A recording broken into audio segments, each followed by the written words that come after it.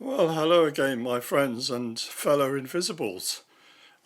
Yes, we've done it. We've come right through. This is going to be the last of my series of lectures on the book of Revelation, which I started a couple of years ago. It's been a long journey, hasn't it?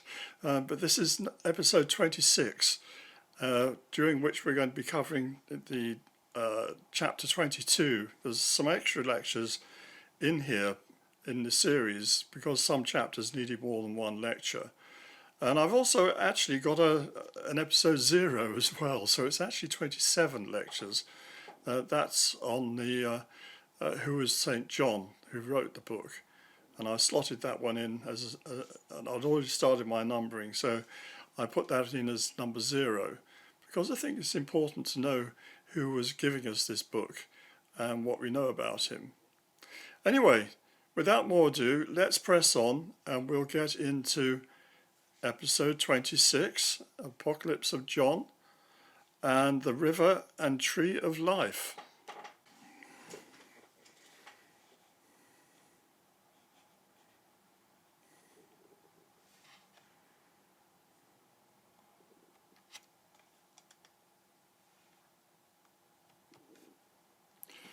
So, chapter 22 of Revelation begins.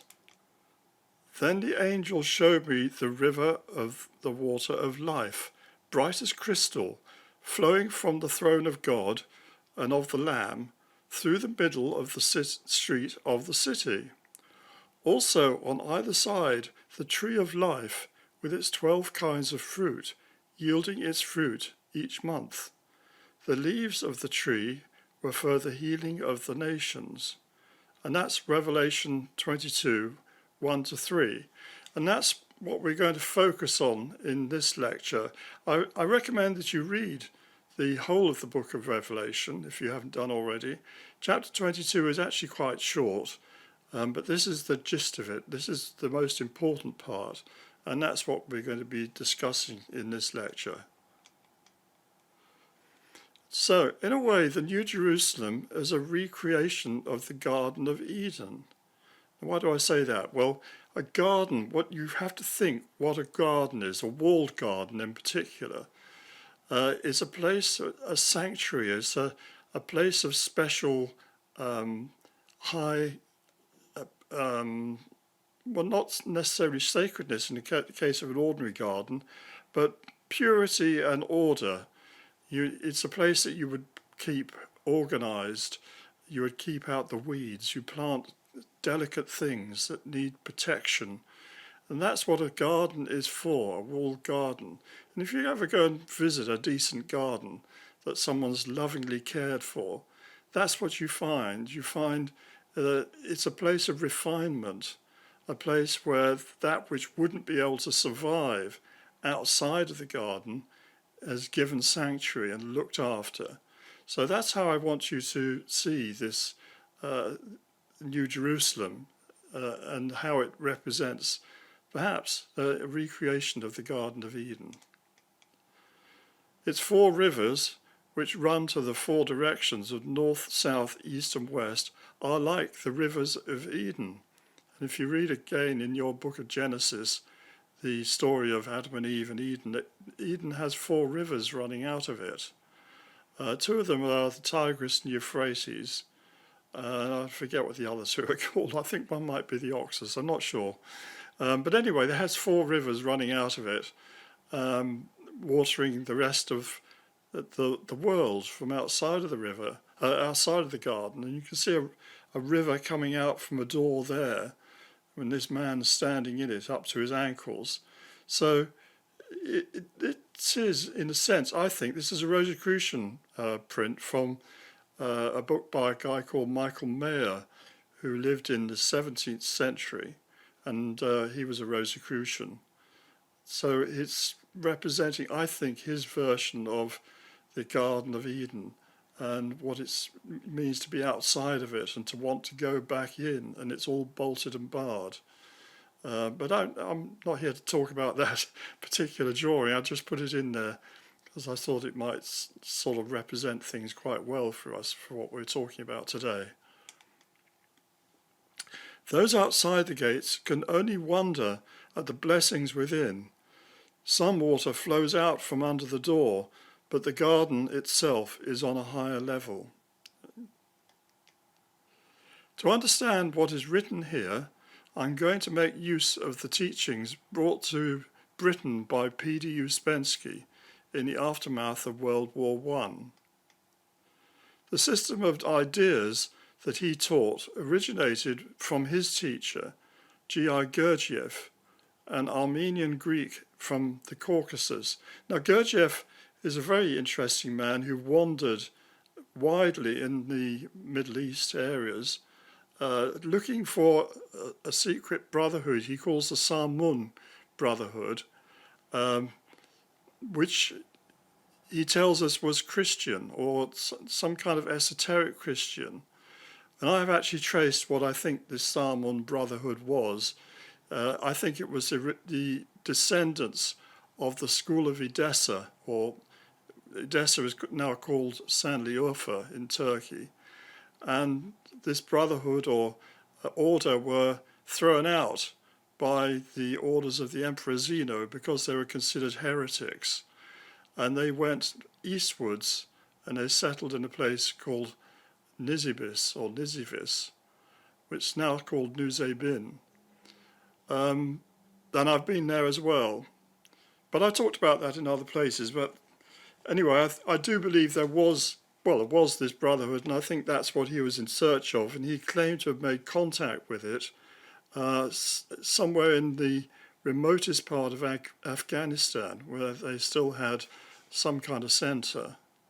But be that as it may, he brought to the West a system of teachings which I think are really the essence of Christianity, if properly understood.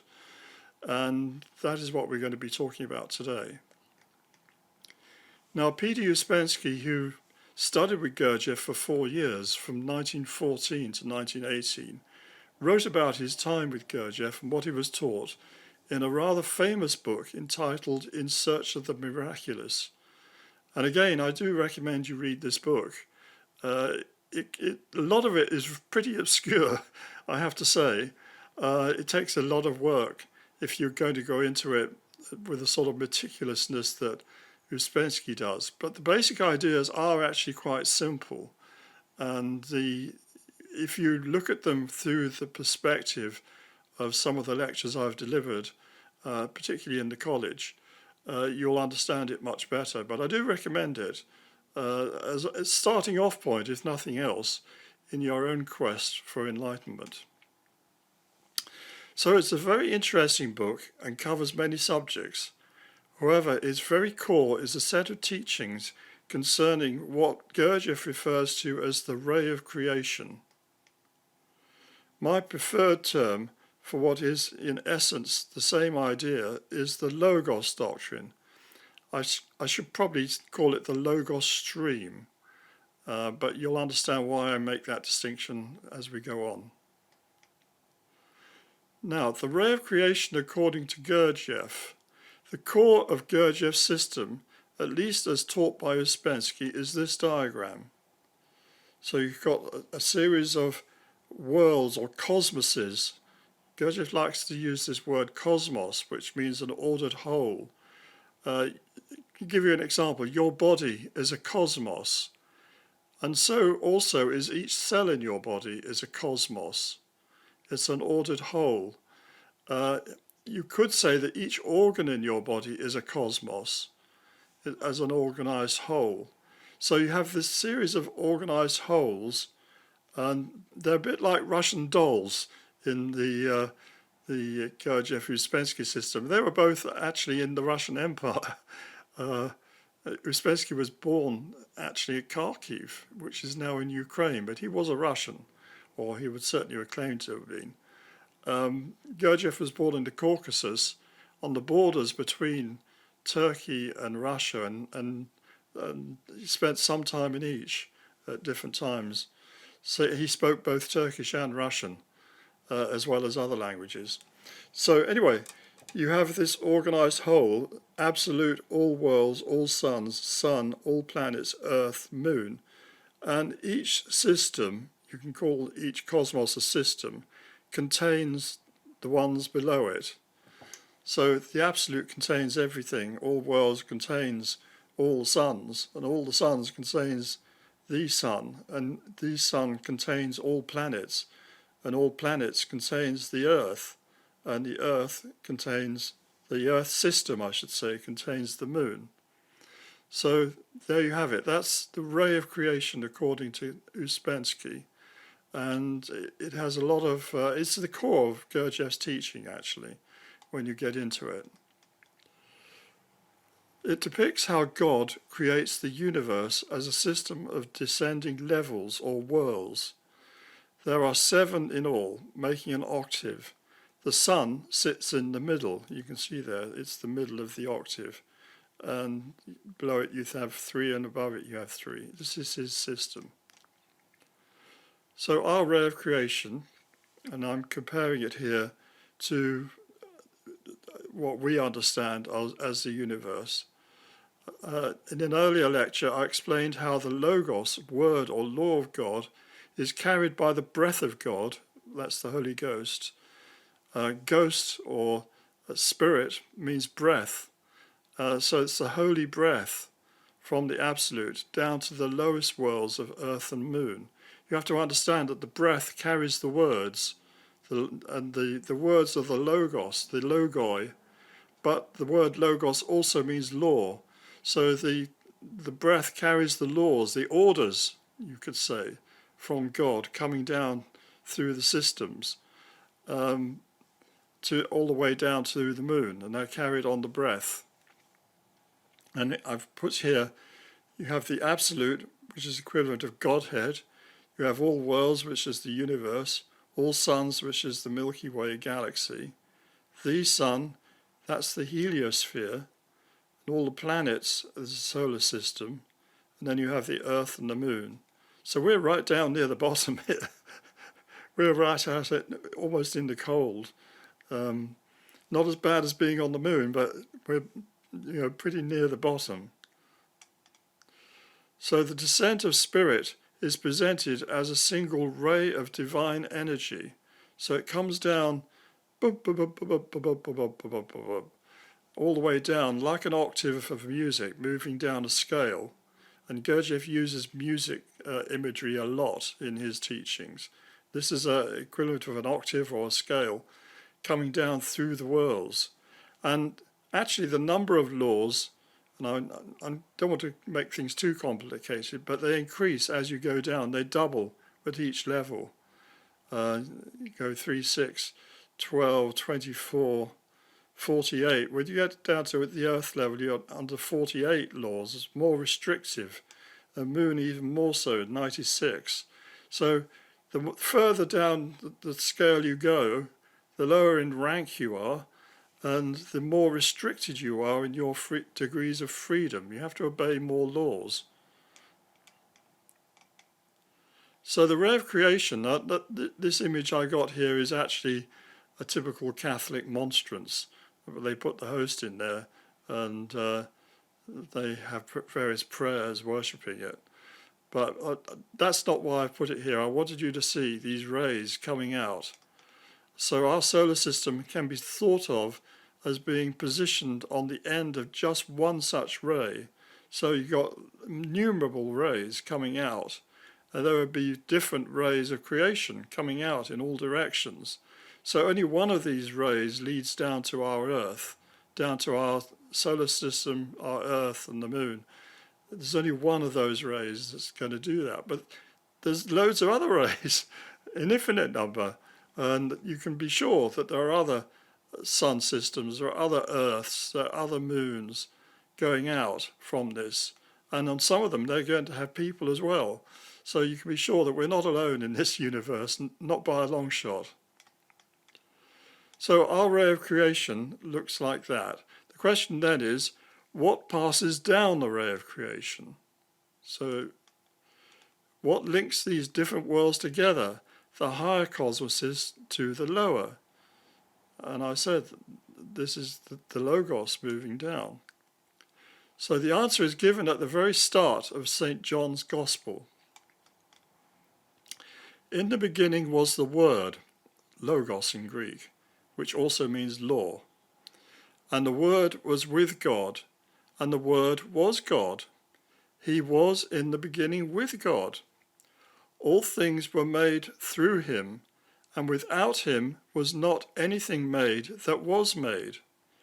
In him was life, and the life was the light of men. The light shines in the darkness, and the darkness has not overcome it. So it's identifying that this word is light. This Logos is light, and the light is also life. So the life force travels through the universe, comes out from the Godhead, travels through the universe, and we see it as light.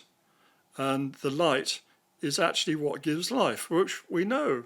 You only have to go out in your garden to see how life on this planet is sustained by the light, and the light comes from the sun. So the sun is giving us that life, but the sun itself is receiving that light in a higher form, and it's kind of like a step-down transformer.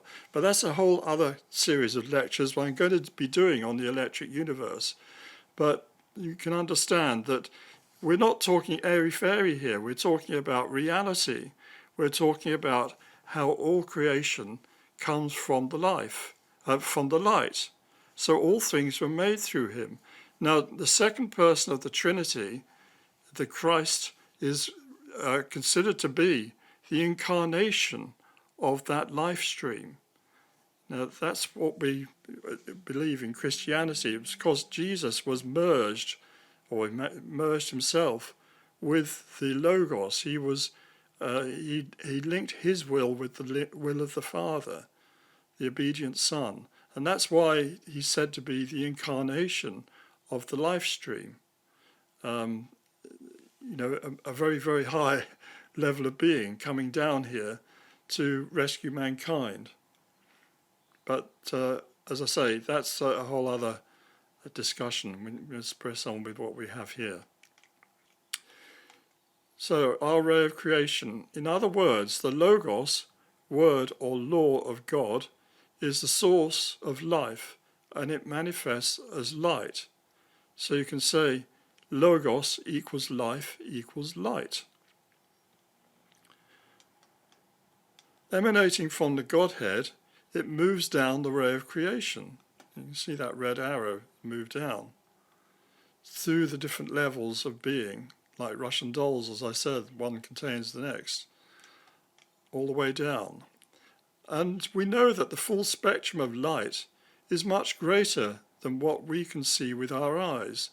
It stretches from ultra-short, high-intensity radiation that we call cosmic waves, through gamma and X-rays to ultraviolet, then visible light, infrared, microwaves, and then radio waves. And as you move from left to right in the spectrum, so the wavelengths get longer and the intensity is less. The energy carried by the waves are less. So each level of the ray of creation actually acts as a kind of transformer. And just as when you're transmitting electricity along power lines, it has to go through a series of transformers before it can be taken into your house.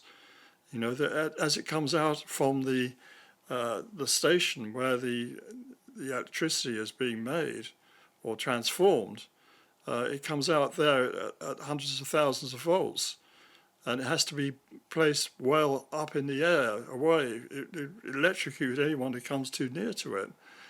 It has to go through transformers to be stepped down, and in the end it comes down to 220 volts. For typical British or European house, it's 110 in America. They have a lower voltage there for historic reasons.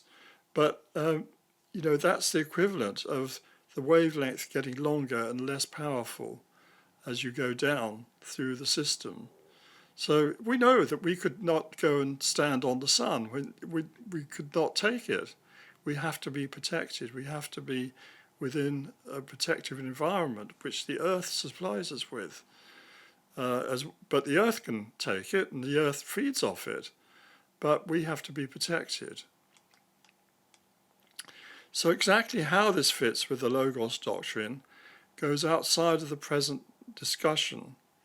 I will cover it in future lectures on the electric universe theory. So that's a whole other subject, and I will do another series on that in due course, at least for the people who are members of the college. Now, the tree of life, you can see it there on the right there, is often seen on Assyrian reliefs in the art of other ancient countries of the Near East. So there's lots of versions of this you can see in the British Museum and in other places, I think, probably in New York, in the Metropolitan Museum there. I'm not sure, but I bet they have got some as well. The Babylonians use the same imagery, and the Zoroastrians too. The Zoroastrians are the same people as the Magi who came to visit Jesus in the start of the Matthew Gospel, the wise men. And it's a very high religion. And a lot of Christianity actually is connected to both the Zoroastrian tradition as well as the Egyptian. And the Zoroastrian tradition is very strong on, for example, the idea of the 7 great archangels. That is directly linked to the Zoroastrian tradition rather more than the Jewish. Anyway, that's another thing. So they have this image of the sacred tree here. And that's also a very esoteric symbol. And I'm not going to go into the esotericism here of what they're talking about with this complex tree. But what I want you to see is the figure on top. Now, it has several meanings, but in general, it too symbolizes the ray of creation, or the creative force moving from level to level. Above it hovers the winged form of the Zoroastrian god of light, called Ahura Mazda, or Ormazd, by the Magi or Zoroastrians. He is the equivalent of God the Father, and the light comes from him. So that's why we used to have light bulbs called Mazda. I don't know if you remember that. If you're old enough, you might do, Mazda lights. That's because the light, Mazda gives out the light that shines in the darkness. And there's a constant battle between, in Zoroastrianism, between Ahura Mazda and Angra Mainyu, the devil of dark. So there's a constant battle between light and dark. And we are sort of in the middle, caught in the middle of this battle. That's within the Zoroastrian teachings, which are themselves very interesting. In Kabbalah, a mystical form of Judaism, the tree of life is generally drawn like this. And you may well have seen that before. It's also known as Jacob's ladder, but the basic form is like this. And the tree stands between 2 pillars representing mercy and severity. Jachin and Boaz in the Bible, the 2 pillars that stand in front of the temple. And they represent the 2 extremes of mercy and severity. And true justice is the middle pillar, the balance between the 2. So you can be too merciful, which is actually what we're seeing with a lot of what's happening in America at the moment. Because they've not wanted to be severe in upholding the law, they're ending up with chaos there because they've been too merciful. It sounds weird to say that, but if you don't maintain the law and keep people to respect it, then there will be elements who will run amok and bring down your society. So you need a balance. You don't want to be too severe, otherwise you end up with a horrible dictatorship like China, where you can't do anything, and anyone who says the wrong thing gets thrown in jail. That's too much of the other pillar. You need the balance, the respect for law, that's represented by the middle pillar. So hanging on the tree are 10 spheres or lights. At the bottom of the central pillar is the earth. That's this one down here. They call it Malkuth. Above it is the moon, and that's this light here called Yesod. And above this is the sun, as Tiferet. The side pillars carry other lights. You've got the ones on one side and the others on the other, and I'm not going to go into those. They represent the planets. And at the top is the crown sphere, symbolizing the Godhead. Ketha means the crown. So that symbolizes the emanation from God that illuminates everything as it goes down. So it's again a link to the idea, not directly, but it's linked to the idea of the ray of creation, the energy coming down the pillar to the earth. In North European mythology, the tree of life is called Yggdrasil, the sacred ash tree. It spans the entire universe. At its top sits the eagle who sings a song of creation and destruction. You can see him there. And this tree grows around. Its branches, it splits and grows around. And that's like in the Revelation, the tree grows around the stream coming down the Logos. Gnawing at its roots as a serpent, whilst in its middle is Midgard. You often hear that called Middle Earth, but it actually means the middle garden. In Scandinavian languages, Gord, or we would call Gard, means an enclosed space, a garden. We derive the English word yard from that. You can call it the middle yard, if you like, but the gard or garden means a garden, and that's our earth in the middle bit, where live the children of men. And this was the Nordic equivalent of Eden. So you can think of this as being the earth in the middle there, the Garden of Eden. Here is another version of the same thing.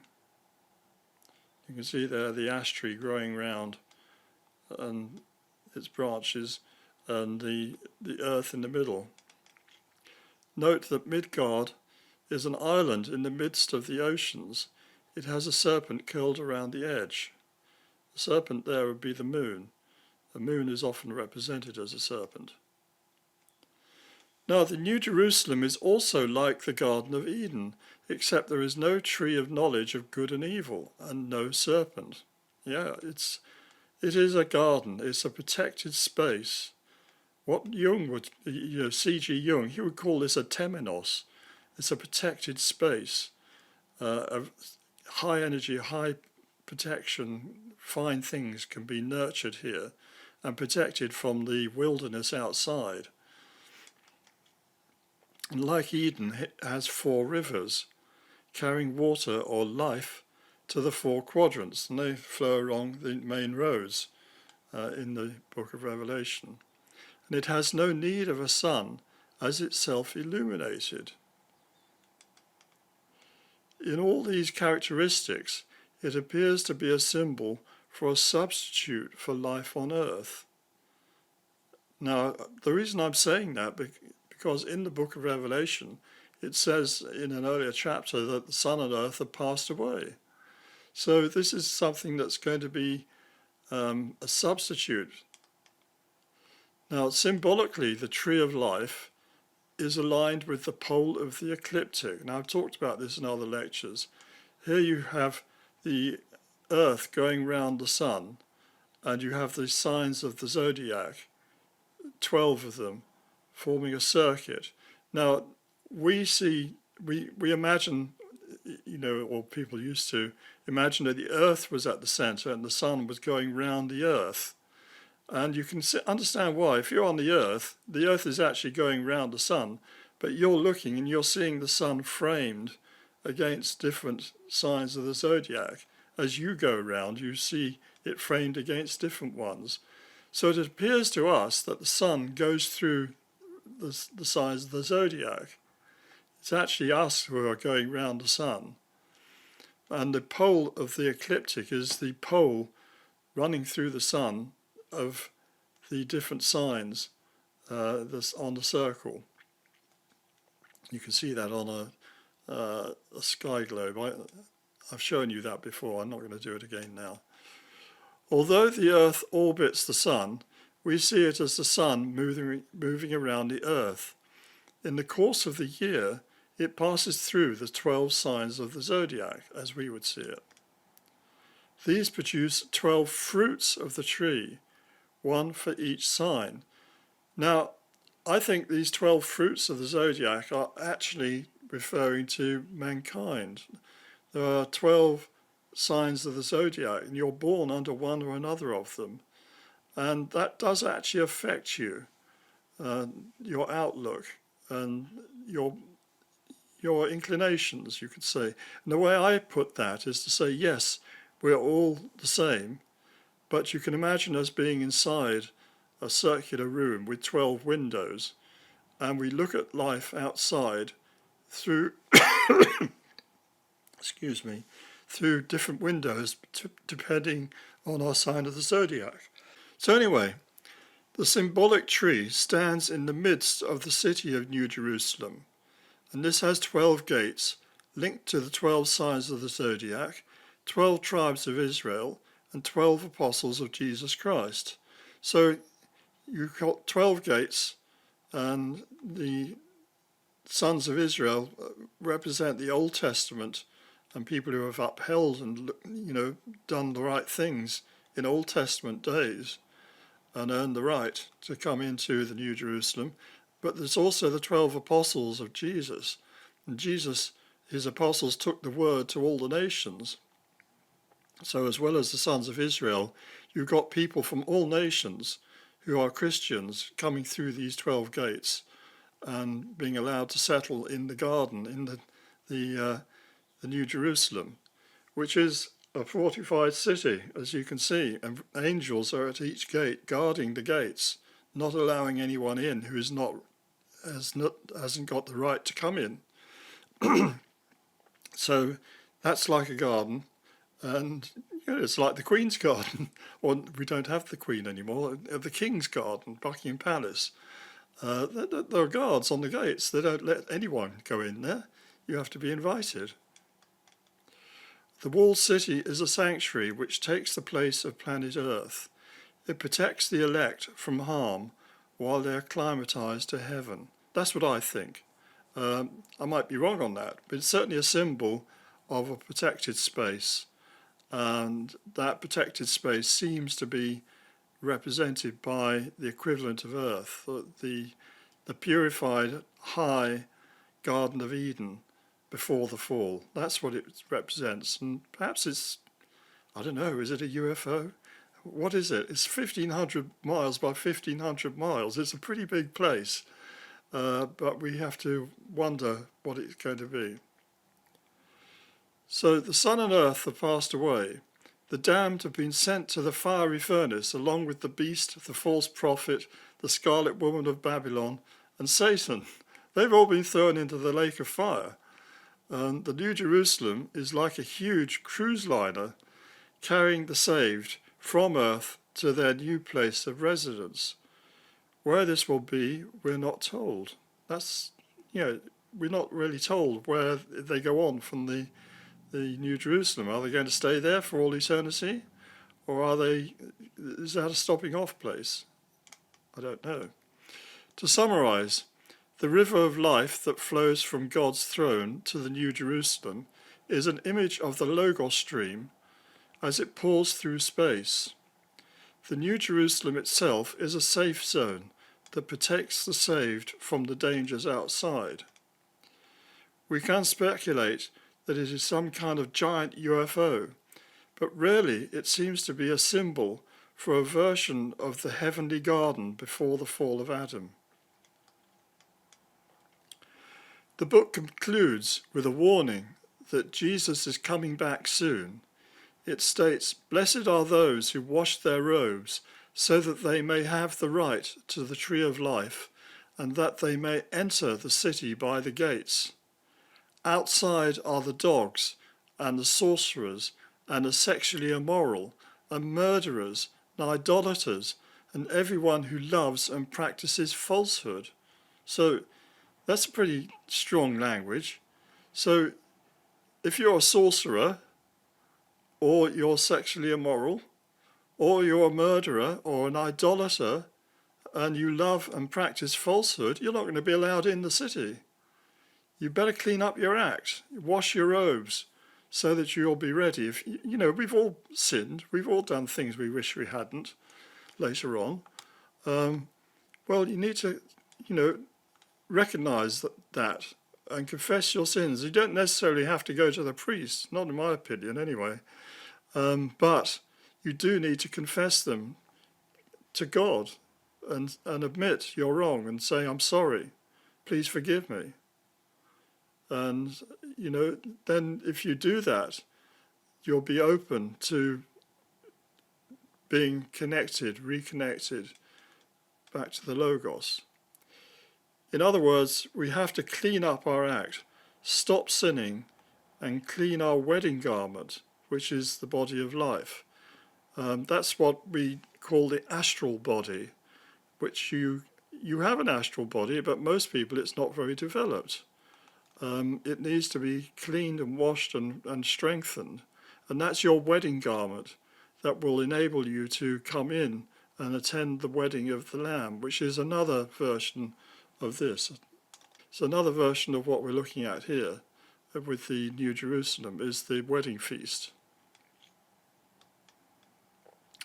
Only those who are already purified and therefore vibrating at a higher level will have access to the Logos stream, i.e. the tree of life.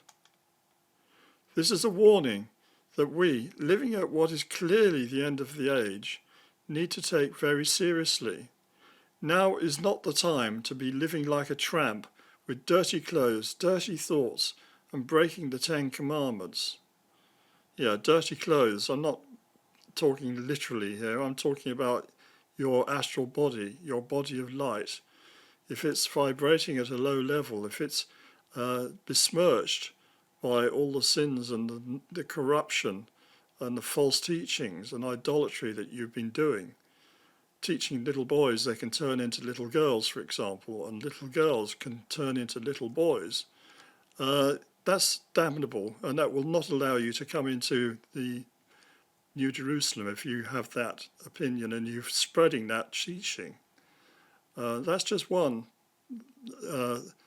That's just one example, and it goes without saying.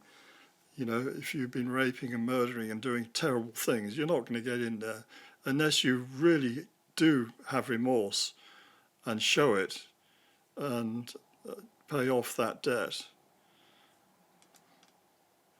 The book concludes with the admonition that we must not change the text of the book or delete bits of it. It is this statement that is probably why we have it today. Even the church fathers, though they did not understand it, feared leaving out the book from the Bible. I'll just say that there is some surprise that this book did survive and was put into the Bible. There are other revelations that people wrote. Only John's revelation made it into the Bible. That's partly due to his authority as the last surviving apostle. But also I think people did recognize, even though they didn't understand the book, and you couldn't understand it until the time of the end. It's only because we're at the end now that I'm able to do this decoding. Other people are decoding it as well, and perhaps in different ways. But you couldn't do it at all in earlier years. You didn't have the language and you didn't have the scientific knowledge to be able to see what it was really talking about. But they did understand that it was important, so they put it in the Bible at the end as a mystery that would no doubt be understood at the end of time. And that's why we have it.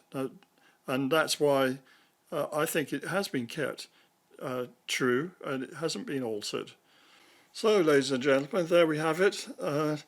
The last chapter of the book of Revelation. And I do hope you're, using these lectures and have not just enjoyed them, but work with them. You'll get more and more out of them if you work with them. It's true of everything in life, isn't it? It's taken me 50 years to get to this, to be able to show you this. Don't expect to have it all just from one viewing while you're busy, having your breakfast or something at the same time. It's not going to be like that. You are going to have to think about these things and take them to heart. But above all, what I want you to understand is that Christianity is an in-depth religion. It's not just a question of going to church on a Sunday, kneeling down and having a host put on your tongue. It's not that. It's much more. And it's the whole doctrine and the whole knowledge base, every bit and more so, is impressive and important as what you'll find in any other religion. It is the most clear religion that you could be following, in my opinion, and certainly the one that's most apt for people of the West. So I recommend you read your Bible and read this book and clean your robes and then hope for the best. He's coming soon, we're told, and I believe he is coming soon into physical form. So there you have it, and I look forward to talking to you again, and we'll go into some other subjects. As I say, I'm going to do a whole series on the electric universe, but I have got a lot of other short lectures I'm going to do as well, and I'll be doing more and more lectures for people in the college who I'm going to take along the journey now. They're going to climb the mountain, I hope, not just be told traveller's tales about what it's like when you climb the mountain. It's important to do that. So thank you, and we'll speak again.